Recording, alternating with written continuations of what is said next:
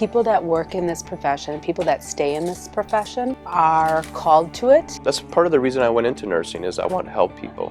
I never knew that there was actually a nursing field in corrections, but I love my job, and I honestly do. I feel safe here. We care for those people that nobody wants living in their communities or next door, and really what we're doing is we're trying to make them healthier so that they're ready for release. Our role here is to work directly with the doctors, whether it be the psychiatrists or the medical doctors. We're kind of the case managers of the patients here. Typically at a hospital, you're not going to get the acute patients that we get here.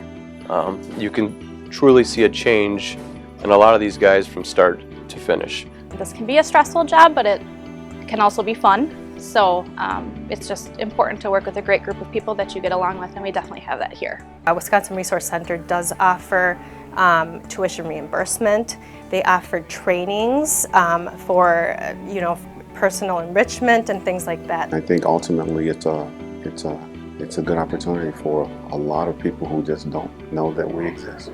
If you want to learn, you want to grow, you want to possibly advance in your career and work with a great group of competent folks that really care about their work, this is a place to work.